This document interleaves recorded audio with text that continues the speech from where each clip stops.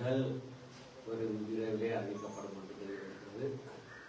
முதலிலே உறவு மனு தாக்கல் செய்வதற்கான தேதிகள் அறிவிக்கப்படும் என்றும் அது தாக்கல் செய்யப்பட்ட பிறகு தேர்தல் தேதி அறிவிக்கப்படும் என்றும் தேர்தல் ஆணைக்குழு தலைவர் அறிவித்திருக்கிறார். தேர்தல் ஆணைக்குழு வியாழக்கிழமை 27ஆம் தேதி கூடுகிறதாக நாங்கள் அறிகிறோம். அப்பொழுது இந்த முதல் கட்ட தேதிகள் வெளியாகும் என்று நாங்கள் எதிர்பார்க்கிறோம்.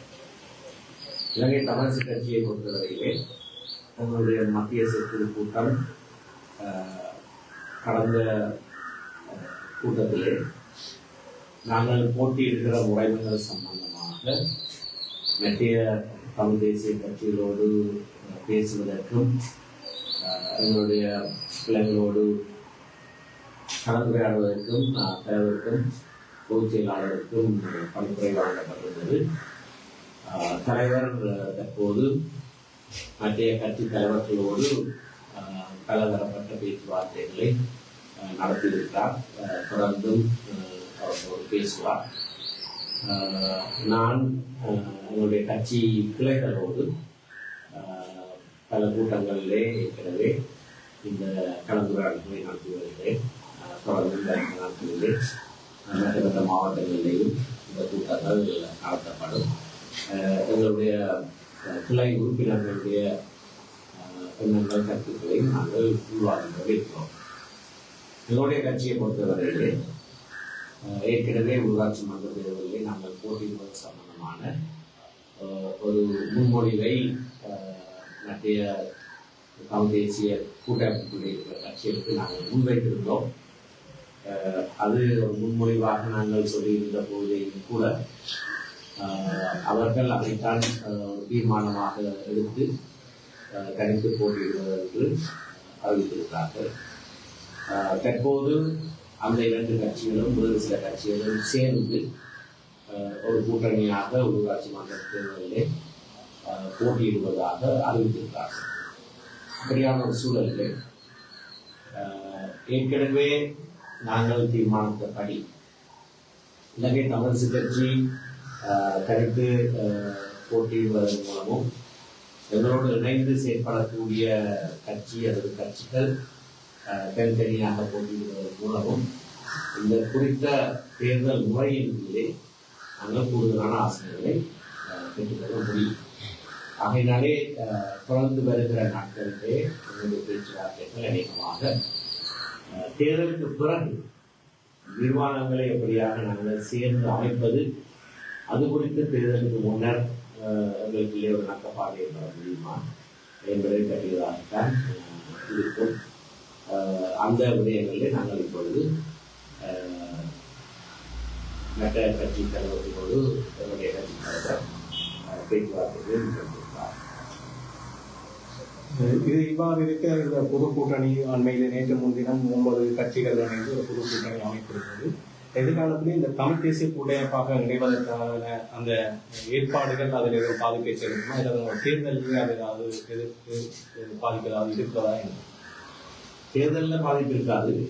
தேர்தலில் ஒன்றுக்கு மேற்பட்ட கட்சிகள் போட்டியிட்டு பிறகு ஒன்றாக சேர்வதன் மூலம்தான் நிர்வாகத்தை அமைக்கக்கூடியதாக இருக்கும்.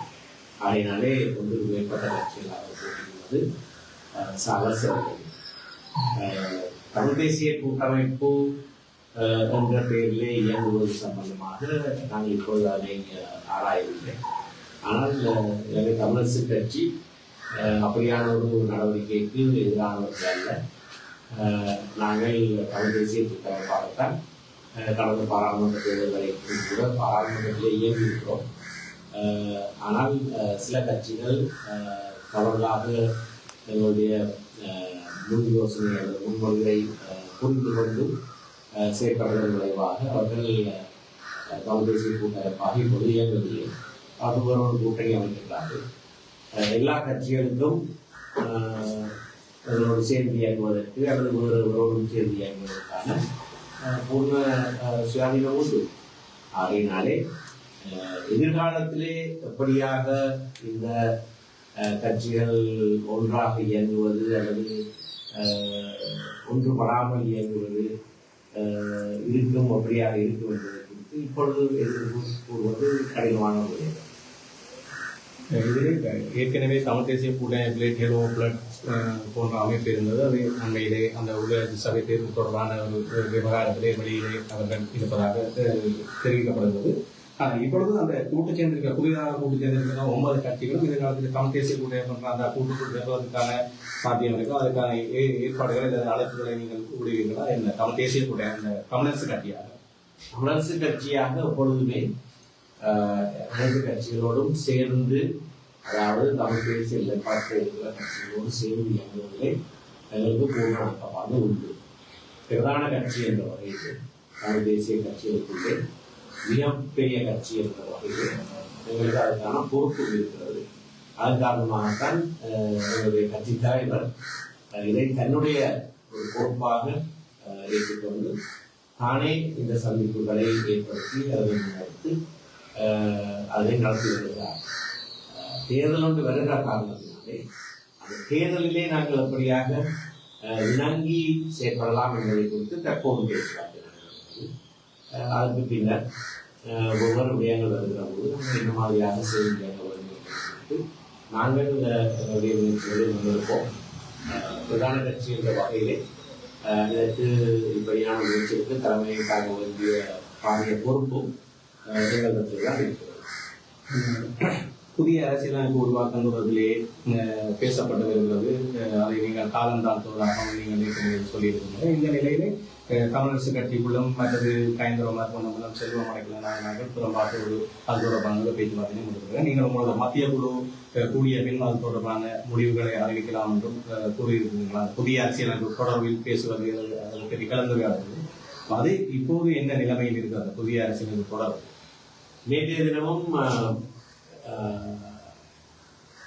சுகாதார அமைச்சர் அமைச்சர்கள் பேச்சாளர் அமைச்சர் நலிந்த அவர்கள் புதிய அரசியலமைப்பு நாங்கள் உருவாக்கியே தீர்வோம், ஆனால் அதுவரைக்கும் 13ஆம் திருத்தத்தை இருக்கிற நடைமுறைகளை நாங்கள் தொடர்ச்சியாக பேணுவோம் என்று சொல்லியிருக்கிறார். இதை அவர்கள் சொல்லிக்கொண்டே இருக்கிறார்கள். ஆனால் புதிய அரசியலமைப்பு நடவடிக்கை பிற்போடப்படுகிறது. அதையும் அவர்கள் சொல்லியிருக்கிறார்கள். ஒவ்வொரு காரணங்களே அது இப்போது நடைபெறாது என்று சொல்லியிருக்கிறார்கள். எங்களுடைய கருத்து இது மிகவும் அவசரமாக மிக முக்கியமான ஒரு பணியாக உடனடியாக செய்யப்பட வேண்டிய ஒன்று. அரசாங்கத்துக்கு அதற்கான 3 பெரும்பான்மை இருக்கிறது. இதை செய்வோம் என்ற வாக்குறுதியை அவர்களுக்கு கிடைக்கல. அவர்கள் அரசியல் கட்சியாக உருவாகின நாட்டிலிருந்தே சொல்லியிருந்தார்கள். 78ஆம் ஆண்டு 2வது குடியரசு யாப்பு முற்று முழுதாக நிராகரிக்கப்பட வேண்டும் என்பதை அந்த யாப்பு உருவாக்கப்பட்ட 78ஆம் ஆண்டிலே இருந்தே அவர்கள் சொல்லியிருக்கிறார்கள். அவர்களுடைய நிலைப்பாடு. ஆகையினால் இப்பொழுது அவர்கள் பதவிக்கு வந்திருக்கிற போது அதுவும் பாராளுமன்றத்திலே தீர்மானிக்கக்கூடிய 3 பெரும்பான்மை சக்தியாக வந்திருக்கிற போது அதை உபயோகித்து அவர்கள் அதனை புதிய அரசியலமைப்பை கொண்டு வர வேண்டும். அதை காலம் தாழ்த்துவதால் அதை இல்லாமல் பண்ணுகிற ஒரு செயற்பாடாக அவர்கள் இதை செய்கிறார்களோ என்ற ஒரு நியாயமான சந்தேகம் வந்திருக்கிறது. ஆகையினால்தான் அதை உடனடியாக காலம் தாழ்த்தாது முன்வைக்க வேண்டும் என்று நாங்கள் வலியுறுத்துகிறோம். அதே வேளையிலே இந்த யாப்பு எப்படியானதாக இருக்க வேண்டும் என்பதை குறித்து தமிழரசு கட்சியுடைய நிலைப்பாடு என்ன மாதிரியானது என்பதை குறித்து எவருக்கும் எந்த விதமான சந்தேகமும் எள்ளளவும் கிடையாது.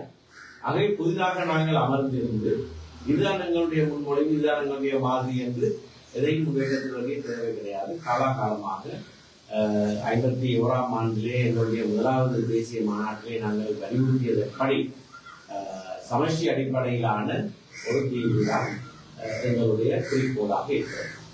அந்த வேளைகளிலே அதுக்கு பிறகு 25 வருட காலமாக அதையெல்லாம் வேண்டாம் என்று படித்தவர்கள் எதிர்த்தவர்கள் எல்லாம் இப்பொழுது தாங்களும் சமஷ்டி அடிப்படையிலான தீர்வு தான் எங்களுடைய கொள்கை என்று சொல்லி இருப்பது இலங்கை தமிழரசு கட்சியினுடைய ஆதிகால நீண்ட நாள் கோட்பாட்டுக்கு கிடைத்திருக்கிற வெற்றி. அவர்களும் சேர்ந்து வருகிறார்கள். ஆனால் எங்களுடைய கொள்கையோடு அவர்கள் சேர்ந்து வருகிறார். இந்த கொள்கையை முன்னிறுத்தியவர்கள் நாங்கள் பல தசாப்தங்களா. ஆகவே அவர்கள் சேர்ந்து வருவது, அந்த கோட்பாடோடு இணைந்து வருவது வரவேற்கத்தக்க விடயம். ஆனால் எங்களுடைய நிலைப்பாடு என்ன என்பது அவர்களுக்கும் தெரியும், அரசாங்கத்துக்கும் தெரியும், உலகத்துக்கும் தெரியும். ஆகவே இந்த வேளையிலே அரசாங்கம் இதனை பின்போட நினைத்துக் கொண்டிருக்கிற ஒரு தருணத்திலே நாங்கள் திரும்பவும் தெரிந்த ஒரு விடயத்தை முன் வைப்பதன் மூலம் அரசாங்கத்துக்கு சாக்கு போக்கு செல்வதற்கான ஒரு இடத்தை நாங்கள் கொடுக்கக்கூடாது என்பதற்காகத்தான் முதலிலே அரசாங்கம் தங்களுடைய யோசனையை முன்வைக்க வேண்டும் என்று வலியுறுத்துகிறோம். எங்களுடைய நிலைப்பாட்டிலே எந்தவித மாற்றமும் கிடையாது. ஆனால் அரசாங்கம் தங்களுக்கு மக்களான இருக்கிறது, வடக்கிலேயும் இருக்கிறது, தமிழ் தேசிய பிரச்சனைக்கான தீர்வு மண்டலத்திலே இருக்கிறது என்று தொடர்ச்சியாக சொல்லுகிற அரசாங்கம் அந்த தீர்வு என்ன என்பதை முன்வைக்க வேண்டும். அதை முன்வைப்பதற்கு முன்னதாக நாங்கள் சென்று ஏதாவது ஒரு விடயத்தை சொல்லுவோமாக இருந்தால், தெரிந்த விடயம்தான், தெரிந்ததை கூட சொல்லுவோமாக இருந்தால் அதிலே பிழை கண்டுபிடிப்பதும் அதில் இதை கொடுக்க முடியாது, அதை செய்வதிலே பிரச்சனை இருக்கிறது என்று சொல்லி அதிலேயே ஒரு சிக்கலை ஏற்படுத்துகிறதற்கான ஒரு சரியாக கூட அது இருக்கலாம். ஆகையினால்தான் நாங்கள் எங்களுடைய மத்திய செயற்குழுவிலே 2 தடவைகள் அந்த தீர்மானத்தை எடுத்துக்கோம். திருவண்ணாமலை கூட்டத்திலேயும் அந்த தீர்மானத்தை தான் எடுத்தோம். அந்த தீர்மானத்தை எடுத்துத்தான் 7 பேர் கொண்ட குழுவை நியமித்தோம்.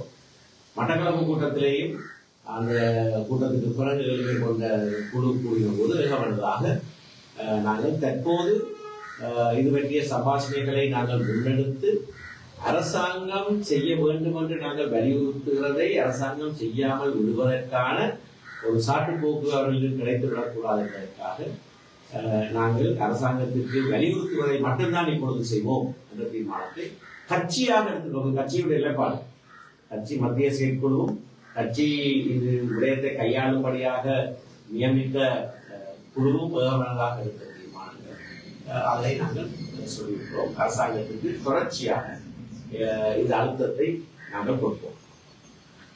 அண்மையிலே நாடு பூராவும் துப்பாக்கி சூடுகள் சுடப்படுகின்றனர், கைதாவதோடு சுடப்படுகின்றனர். இதனிலே மஹிந்த தரப்பு தேசிய பாதுகாப்பு அச்சுறுத்தல் விளைவிக்கப்பட்டிருக்கு, தமது காலத்தில் இவ்வாறு இடம்பெறவில்லை என்று கூட சொல்லுவார்கள். இந்த நிலைமை நீங்கள் பார்க்கிறீங்க?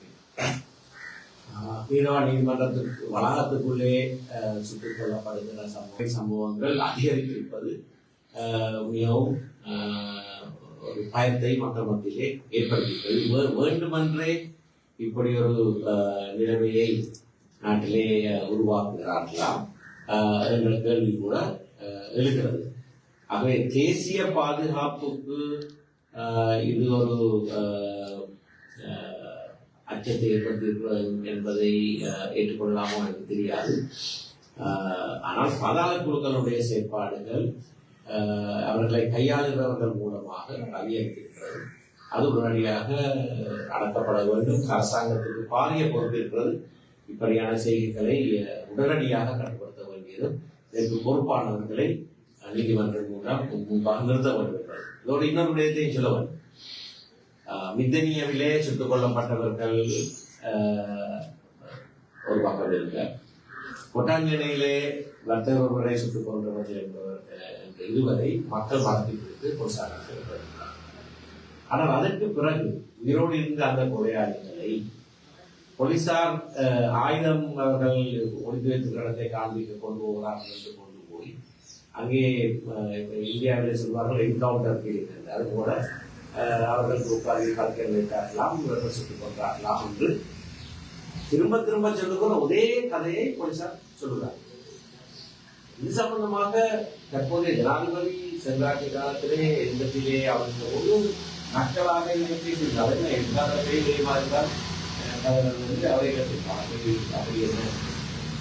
போலீசார் வேண்டுமென்றே செய்கிற செயல் என்பது வேண்டுமென்றே தாங்கள் செய்கிறோம் என்பதும் மக்களுக்கு தெரிய வேண்டும் என்பதை போல செய்கிறார்கள். ஆகவே இது மிக மிக மோசமான ஒரு செயல். குற்றம் செய்தவர்கள் தண்டிக்கப்பட வேண்டும், ஆனால் நீதிமன்றத்தின் மூலமாக அவர்கள் தண்டிக்கப்பட வேண்டும். போலீசார் சட்டத்தை கையிலே எடுத்து மக்களுக்கும் தெரிகிற வகையிலே வேண்டுமென்று நாங்கள் இப்படித்தான் செய்வோம் என்று பொய்க்கதைகளை அவிட்டு விட்டு செயற்படுவது, அதுதான் தேசிய பாதுகாப்புக்கு கூட ஒரு பயத்தை ஏற்படுத்துகிற விடயமாக அமைந்திருக்கிறது. பிடிஏ சட்டத்தை தற்பாதுகாத்துக் கொள்வதற்கான நடவடிக்கையாகவும் இது பார்க்கப்படுவது சொல்லப்படுகிறது. இது பற்றி பயங்கரவாத தடுப்பு சட்டத்தை நீக்க வேண்டும் என்பது ஜேவிபி கட்சியினுடைய ஆரம்ப காலகட்ட நிலைப்பாடு. அதிலே நாங்கள் பயங்கரவாத தடுப்பு சட்டத்தை நீக்க வேண்டும் என்று நாடு ஊராக ஒரு எதிர்ப்பு போராட்டத்தை நடத்தினபோது சகல மாவட்டங்களிலும் அவர்களுடைய முக்கியஸ்தர்கள் எங்களோடு இணைந்து கொண்டார்கள், இதை சேர்ந்து நடத்தினார்கள். கடந்த அரசாங்கம், அதுக்கு முந்தைய அரசாங்கம் 2 மாற்று சட்டங்களை அறிமுகப்படுத்தியபோது, சிபிஏ என்று ஆட்சியும் ஏடிஏ என்று சொல்லி கோட்டாபய ஆட்சியும் அறிமுகப்படுத்தின போது பாராளுமன்றத்திலே சரி சட்டம் ஒன்று வருகிறது, அதிலே இருக்கிற தீய விளைவுகளை நீக்க வேண்டும் என்று நாங்கள் கூட அந்த பேச்சுவார்த்தைகளிலே ஈடுபட்டு அந்த சட்டம் தேவையில்லை என்றெல்லாம் பார்க்கும்போது ஜேவிபி கட்சியினர் அந்த கூட்டங்கள் கூட வருவதில்லை.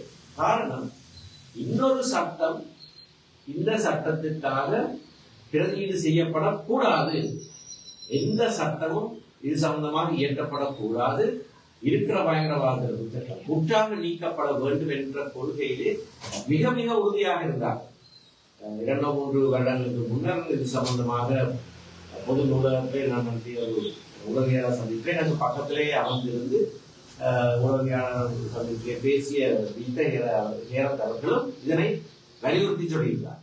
ஆனால் 2-3 நாட்களுக்கு முன்பதாக அவரே வெளிவார அமைச்சராக ஒரு புது சட்டத்தை நாங்கள் உருவாக்குவதற்கு ஒரு குழுவை அமைக்கிறோம் என்று அறிவித்தார்.